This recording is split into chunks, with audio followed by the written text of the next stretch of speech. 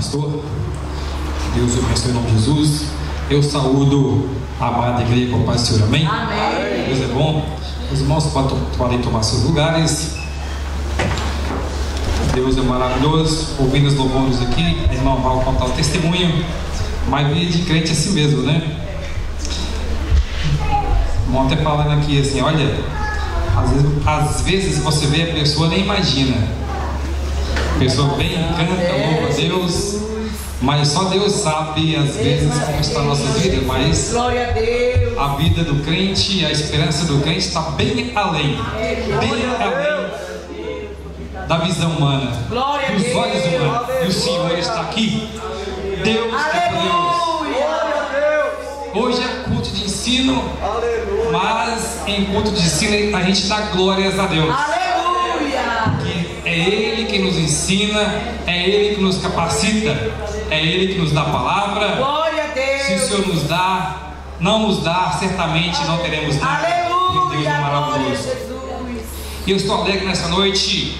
Eu havia falado aqui com o nosso pastor Moisés, a respeito de um estudo que eu queria dar para a igreja. Eu falei assim, pastor, eu queria abordar um estudo no Antigo Testamento e usar 2 quarta-feira. O nosso pastor, como sempre compreensível, ele falou assim, amém, entendeu?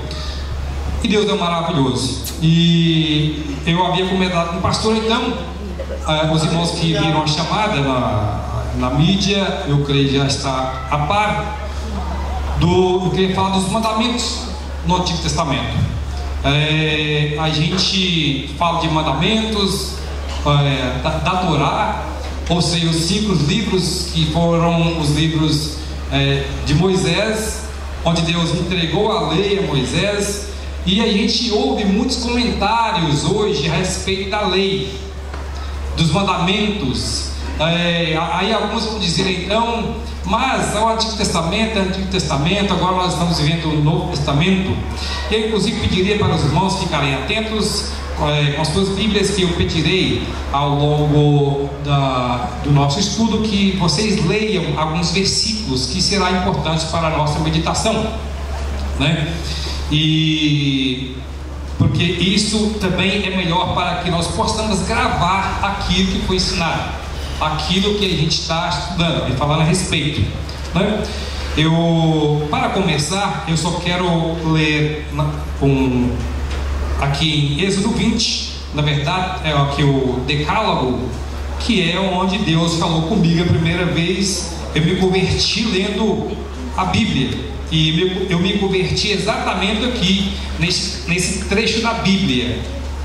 O Êxodo 20 fala muito ao meu coração, porque quando Deus entregou os 10 mandamentos ao seu servo Moisés, glória a Deus, o primeiro mandamento foi o que falou mais comigo. Por que falou comigo? Porque eu era um sujeito muito idólatra. Eu adorava imagens e eu discursava, combatia os crentes, vamos dizer assim. Falava, não, você tem que falar das imagens. Imagem não tem nada, isso aqui é apenas como se fosse uma foto. Sabe aquela foto que você tem consideração por ela? Então, para mim também é dessa forma. Não que eu adoro isso, tem consideração por essas imagens. E se você procurasse na minha carteira uma imagem, você encontraria. Eu sempre ia ter ali um santinho, uma imagem, porque meu coração também estava nessas coisas.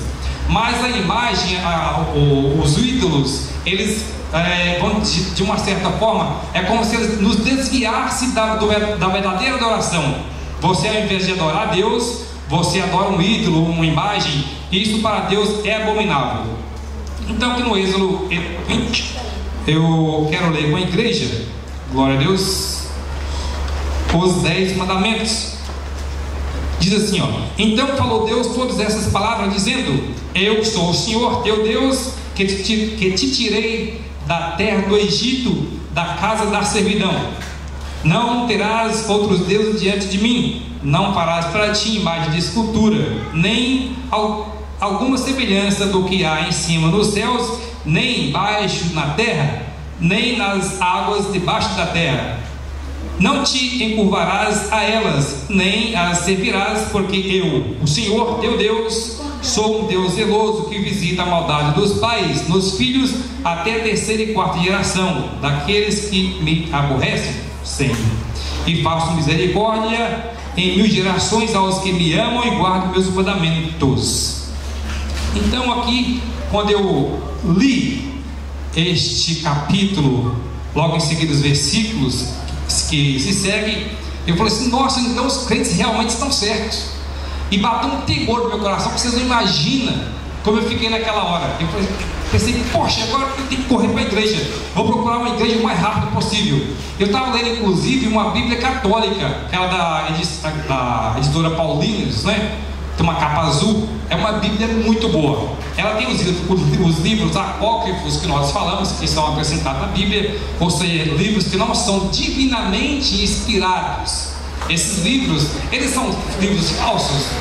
Alguém pode dizer, mas esses livros apócrifos são livros falsos. Eles não são livros falsos, tá bom? Apócrifos não quer dizer que é falso, não é inspirado, mas esses livros, eles nos servem como auxílio dentro do contexto histórico. Por exemplo, um exemplo disso aí, quando a gente está lendo a Bíblia, que nós chegamos ali em Malaquias. Depois de Malaquias aqui, você pode ver que tem uma página em branco na nossa Bíblia. Ou seja, é um espaço de tempo de 430 anos. E nesse espaço de tempo, Deus não falou com o homem de forma direta. Deus não dirigiu ao homem, não entregou profecia. Mas a história continuou. A história continuou, a história não parou. O povo continuou adorando a Deus, mesmo sem Deus responder através de profecias. Houve invasões, houve guerras, mas como é que a gente pode saber o que aconteceu nessa época? Então, existia uma família chamada dos Macabeus, e os Macabeus, por exemplo, os livros dos Macabeus está inserido na Bíblia Católica. Ele é um dos livros apócrifos. Então, o que ocorre? Ele é apócrifo porque, se você observar todos os livros da Bíblia, de Gênesis a Apocalipse, o que acontece em Gênesis, você vai ver Jesus falando a respeito. O que acontece em Isaías é revelado também no Novo Testamento. O que acontece lá em Êxodo também é revelado no Novo Testamento. Quando Moisés ergue aquela serpente ardente lá no deserto, que o povo estava pecando contra Deus, aí Jesus também falou assim: assim como a serpente, o servo do Senhor Moisés ergueu a serpente ardente, também importa que o Filho do Homem seja levantado. Então você vê Jesus falando que aquela serpente na verdade era um tipo, falando de tipologia bíblica, era um tipo que apontava para Cristo. Então o Antigo Testamento, ele aponta para Cristo. Sempre que você lê o Antigo Testamento, você tem que pensar que o Antigo Testamento foi escrito para revelar aquele que deveria vir. Então o Antigo Testamento ele é a promessa, e o Novo Testamento é o cumprimento da promessa. Glória a Deus e aleluia. Glória a Deus. E durante esse tempo, aí a gente vai ver então que no livro de Levíticos existem várias leis, são vários mandamentos, são vários. Os rabinos dizem na verdade que a mitzvot, que são 613 mandamentos. Agora, quem é capaz de cumprir 613 mandamentos? É muito mandamento. 613 mandamentos você encontra somente nos 5 livros.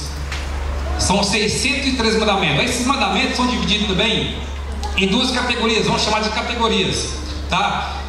São mandamentos positivos e mandamentos negativos, tá bom? Os 600, então você tem mandamentos negativos, 365 mandamentos negativos, do tipo não faça, tá? Não faça.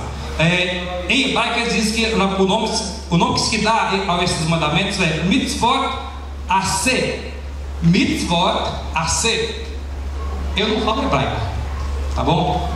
Quem é bom disso aqui é o pastor Douglas, mas a pronúncia, pelo que eu vi o judeu falar, de fato é isso mesmo, tá bom? Mitzvot aseh é mandamento do tipo faça, são obrigações, tá bom? Algumas obrigações de mandamentos.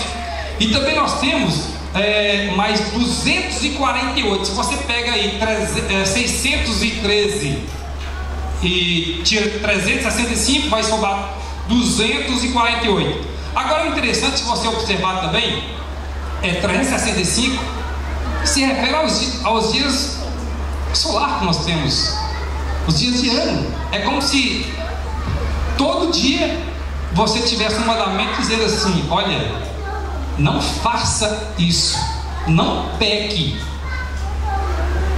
São os mandamentos negativos. E depois nós temos os mandamentos positivos, que a gente fala, né? Os mandamentos positivos são 248. Dá mais de um mandamento para cada osso do corpo. Quantos ossos nós temos no corpo? O corpo humano tem 206 ossos. A gente diz que uma criança, um bebê quando nasce, na verdade tem 300. O bebê quando nasce tem 300, mas 300 ossos? Por que o bebê tem 300 ossos e o adulto tem 206? É porque o crânio da criança são vários ossinhos que, quando ela vai crescendo, esses ossos juntam um com o outro, se funde e torna um osso só. Por isso então que a criança tem mais ossos. Não é porque fala, poxa, mas criança é um ser humano do mesmo jeito, mas na moleira da criança são vários ossinhos, vários ossinhos que na medida do tempo que a criança vai crescendo, vai se tornando adulta, eles vão se fundindo e depois se tornam um osso só. É por isso que o adulto tem menos osso que o bebê. Então, mais ou menos assim, nesses mandamentos, nos mandamentos positivos do tipo faça, tá? Mandamentos positivos do tipo faça, nós temos 248, tá? Então todo dia é como se o seu osso, se tivesse um mandamento para cada osso da sua classe de mandamento. Então, agora, dentro desses mandamentos também tem 3 mandamentos que é interessante, se vocês puderem gravar o nome, que é o Yaharev Velad Yahor, que significa que uma pessoa, são 3 mandamentos, que significa que uma pessoa deve deixar de ser morta, ela tem que preferir ser morta ao invés de violar um desses mandamentos. Para o judeu, o rabino, segundo esse mandamento, olha só, uma pessoa deve se deixar ser morta ao invés de violar esses mandamentos. Mas que mandamentos são esses? São 3 mandamentos. O primeiro é o assassinato, o segundo é a idolatria, e o terceiro são relações proibidas. Então ele deve preferir a morte ao invés de violar um desses mandamentos. Muito interessante. Vamos lá, eu queria que alguém lesse em Levíticos, no capítulo 1 e versículo 2. E um irmão ou irmã abre também Levíticos no capítulo 11, versículo 12, para que nós possamos assim meditar junto na palavra do Senhor e entender, comer a palavra para entender bem. Amém? Amém. Quem achar Levítico 1 pode ler. 1, versículo 2.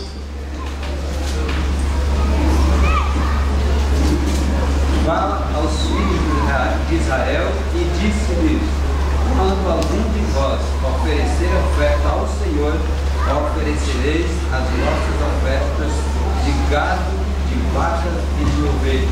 Amém. Então fala aos filhos de Israel, é mandamento.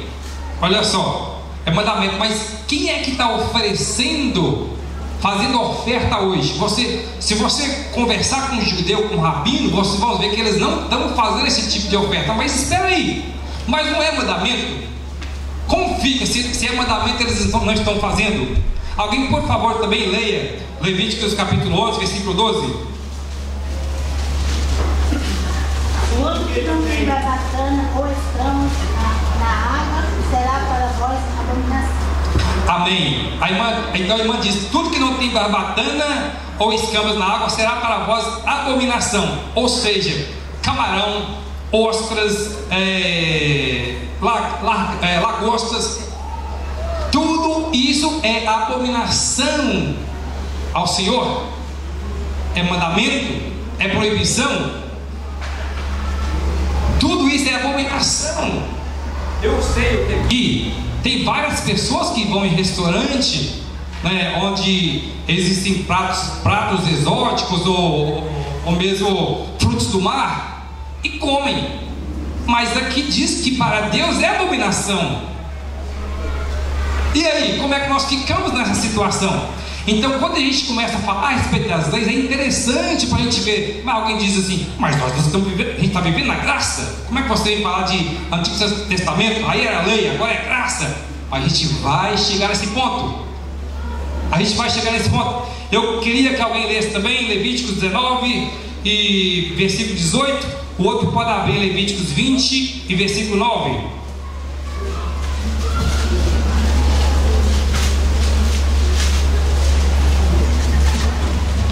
Quem achou pode ler? Não te vingarás, nem guardarás a ira contra os filhos do teu povo, mas amarás o teu próximo como a ti mesmo. Eu sou o Senhor. Mas amarás o teu próximo como a ti mesmo. É um mandamento. Alguém diz assim, já ouvi alguém dizer assim: mas nós somos obrigados a amar. Eu amo que eu sou obrigado. Isso não é amor.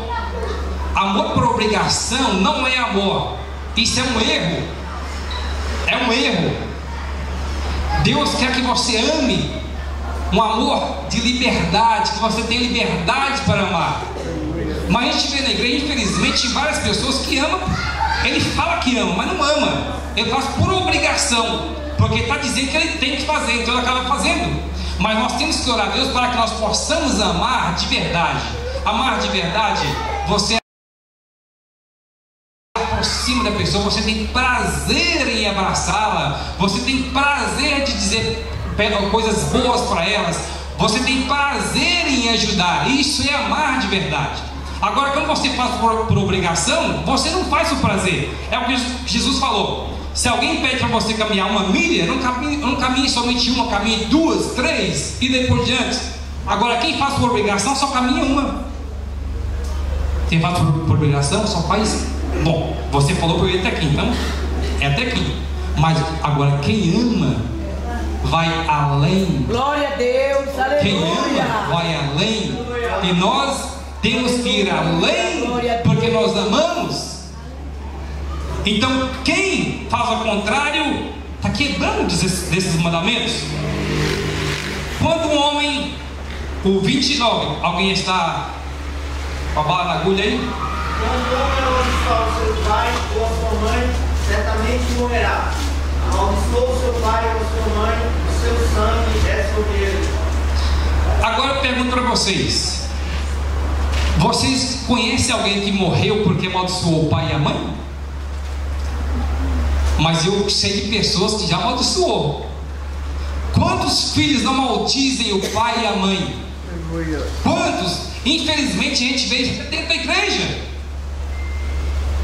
Amar o pai e a mãe também é mandamento. Se nós formos para Provérbios, a gente vai ver o tempo todo ali Deus usando o teu servo para falar assim: ouça, escute, preste atenção no que diz o teu pai, a tua mãe, ouça os conselhos. Mas nós estamos vendo, infelizmente, ainda mais nos dias de hoje, filhos que fazem coisas horríveis com os pais. Mas só que nesse mandamento aqui diz que os tais devem morrer. Os tais deveriam morrer. Espera aí. Alguém fala assim: poxa, mas você está falando essas coisas? Eu estou simplesmente expressando Bíblia. É o que está aqui na Bíblia, né? Amarás o teu próximo como a ti mesmo. Então eu fui, 7 dias. Levíticos 23, 42. 7 dias habitarei em tendas, todos os naturais em Israel habitarão em tendas. Quem é que anda habitando em tenda hoje? E por que Deus falou habitar em tenda? Se vocês lerem os versículos anteriores, vocês vão ver que Deus fala isso aí, porque era para o povo lembrar que do Egito Deus tirou o povo e os fizeram habitar em tenda no deserto. Mas alguém vai dizer também: bom, mas a lei era para judeus, porque Deus naquele tempo tinha um povo escolhido. Deus, porque naquela época era teocracia, né? Então como era teocracia, Deus escolheu a nação. Hoje não tem mais uma teocracia. Não, mas o povo a igreja hoje é a nação de Deus. A igreja é a nação de Deus. Embora não seja uma teocracia, porque porque não tem mais uma nação escolhida como o povo selecto de Deus, mas tem uma igreja. A igreja não é as quatro paredes que nós estão entre elas, mas sim a igreja espalhada na face da terra. Você é a igreja do Senhor. Nós somos igreja. Deus é maravilhoso. Aleluia. Então são várias leis que devemos observar para cumprir as leis. Vou expressar dessa forma, né? E alguns perguntam, mas como elas se aplicam a nós e à igreja de hoje? Agora uma pergunta: Jesus aboliu a lei? Jesus aboliu as leis? Então vamos ler Mateus 5,18. Alguém, por favor, lê Mateus 5,18. Nós vamos entender o que Jesus veio fazer aqui. Quem achar, por favor, leia. Porque em verdade vos digo que até que o céu e a terra passem, nenhum jota, nenhum fio se omitirá da lei, sem que tudo seja cumprido. Olha só, Jesus não veio abrogar a lei, Ele não veio abolir a lei. Ele falou assim: não pense que eu vim aqui abolir a lei. Então a lei, ela continua existindo, né? E nós devemos praticar e ensinar. Olha só, em Mateus 5, do 19 a 20 diz o seguinte: qualquer coisa que violar um desses mandamentos, por menor que seja, e assim ensinar aos homens, será chamado de o menor no reino dos céus. Aquele, porém, que os cumprir e ensinar, será chamado grande no reino dos céus. Porque vós que a vossa justiça não exceda a dos escribas e fariseus, de modo nenhum entrareis no reino dos céus. Aleluia. Então Deus disse que nós temos que cumprir a lei. Glória a Deus. Jesus disse que nós temos que cumprir a lei. Ele disse que nós temos que ensinar a lei, né? Então, enquanto o planeta Terra existir, a lei também existirá.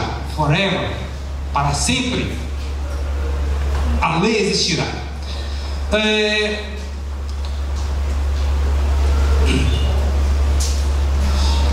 Mas então, como eu estava dizendo, várias pessoas dizem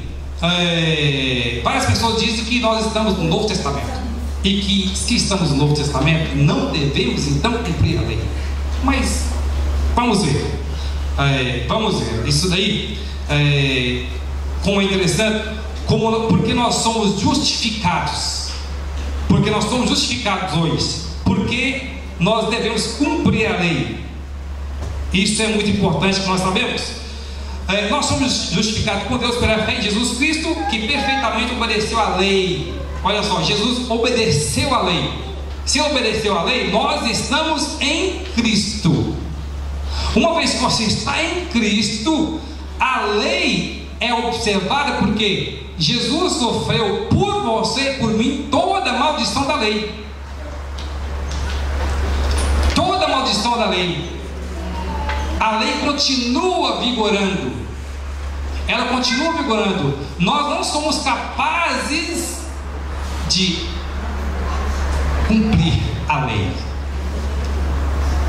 A lei, ela serviu para nós, ela serviu de tropeço para o homem, porque constantemente o homem erra, ele peca, e o homem então não conseguiu cumprir a lei. Mas Jesus, sendo perfeito, ele cumpriu a lei, livre da maldição, da aliança da maldição. Jesus sofreu e cancelou a nossa dívida na cruz. Que coisa gloriosa! Ele cancelou a maldição da aliança na cruz. E é por isso que hoje nós nos regozijamos no Senhor, né? Pelo Espírito Santo que nos foi outorgado pela lei, né? O Espírito Santo de Deus, ele escreve então a lei do Senhor no teu coração. A lei de Deus então é escrita no nosso coração. Porque então quando nós aceitamos Jesus, nasce em nós o desejo de servir a Deus e de observar, então, seguir os passos de Jesus. Quando você segue os passos de Jesus, o Espírito Santo está te auxiliando. Ele está te auxiliando. E você então tem um advogado para com o Senhor. Você tem um advogado. Assim você está cumprindo a lei. Quem não serve a Jesus não tem como as pessoas cumprir a lei. Quem não serve a Jesus não cumpre a lei. Está em pecado, porque para quem não serve a Jesus, a lei vigora sobre ele. A lei impera sobre a vida daqueles que não servem a Deus. A lei capital ainda existe. O que é a lei capital? A lei capital é aquela lei que determina que algumas pessoas devem morrer em razão de algumas falhas. Ela ainda existe. Ela não existe para a igreja, mas para o mundo ela existe. Você pode ver alguns países da Ásia, até mesmo nos Estados Unidos, não é em todos os estados, mas vários estados têm a pena de morte. Não tem perdão, é morte na certa. Mas para o povo de Deus não tem mais a lei capital. O povo de Deus tem essa graça direta do Senhor para os nossos corações. Então esses rituais, então, eles foram substituídos pela aliança que deu lugar à realidade. A antiga aliança deu realidade à nova aliança. Olha só, a antiga aliança deu realidade à nova aliança. Mas que nova aliança? Em Cristo. Em Cristo. Em Cristo Jesus. Então nós obedecemos a lei dessa forma, né? E existem vários tipos na Bíblia, mesmo no Antigo Testamento, que mostram isso daí. Então nós devemos cumprir a lei. Alguém leia, por favor. Nós estamos já concluindo, que será em 2 sessões, mas eu vou até ler, na verdade, porque nós não temos mais tempo. Eu quero dar uma acelerada aqui para a gente concluir pelo menos essa parte hoje. Romanos 3, 28 e 31 diz assim, concluímos, pois, que o homem é justificado pela fé sem as obras da lei. Anulamos, pois, a lei pela fé. Sim? Anulamos a lei pela fé? De maneira nenhuma. Antes, estabelecemos a lei. Olha só, porque a justiça da lei se cumpre em nós, que não andamos segundo a carne, mas segundo o Espírito. Porque nenhuma condenação há para os que estão em Cristo Jesus, mas que não anda segundo, vamos dizer assim, os amigos falavam, o conselho da carne, que não anda segundo a carne. Nenhuma condenação há para os que estão em Cristo Jesus. Então entenda assim, uma árvore frondosa tem aquela copa grande e você se afugenta debaixo dessa árvore. A sombra daquela árvore vai tapar o sol sobre ti. Então o efeito do sol não será mais sobre o teu lombo, a tua cabeça. Você não sentirá mais o sol sobre a tua cabeça. O sol não vai te queimar. Por quê? O sol cessou? A nuvem escondeu o sol? Não, porque a árvore está fazendo sombra sobre você.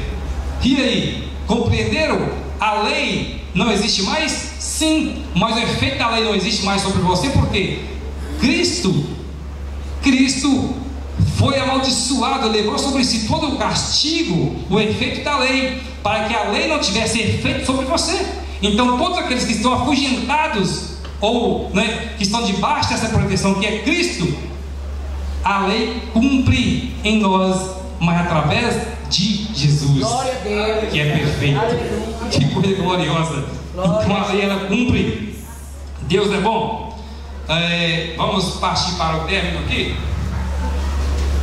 Então, como eu havia falado, no Antigo Testamento, para a gente compreender melhor a lei e aplicar aos nossos dias, a gente costuma dividir em 3 diferentes tipos de leis. A gente chama de lei ritual, lei civil e lei moral. Lei dos rituais, civil e moral. A lei ritual fala sobre o templo, sacrifício, dias especiais, comidas proibidas, que são sinais, na verdade, que apontam para Cristo. Preste atenção. rituais, templos, sacrifícios, dias especiais. Vocês estão lembrando de alguma coisa? Ó, dias especiais, estão lembrando de alguma coisa? Comidas proibidas são sinais que apontam para Jesus. Dias especiais, o sábado. Não tem os sabáticos, as igrejas sabáticas que observam o sábado? Se elas observarem o sábado, vai ter que observar toda a lei. Aí que complica, porque está desconsiderando Cristo, porque o sábado faz parte das leis de rituais e aponta para Cristo. E essa lei, ela cumpriu em Cristo. Esse tipo cumpriu-se em Cristo. Uma vez que você desconsidera isso daí, você também está desconsiderando o sacrifício de Cristo. Você está desconsiderando o sacrifício de Cristo. São realidades espirituais. Hoje essas práticas são descontinuadas porque as coisas para as quais elas apontavam já vieram, mas ainda podem nos ensinar. Vocês estão compreendendo? Essas práticas são descontinuadas porque as coisas para as quais elas apontaram já vieram, ou seja, Jesus. E é por isso que é continuado, porque a lei se cumpriu em Jesus. E é por isso que Jesus bateu várias vezes, falou várias vezes, tentou explicar para o povo, eles não compreendiam. Nós vamos continuar falando do próximo culto de ensino, com a permissão do nosso pastor, é claro. Nós vamos abordar então lei civil, lei moral. Amém? Que Deus possa abençoar os irmãos. Glória a Deus. Eu também agradeço a minha oportunidade. Glória a Deus.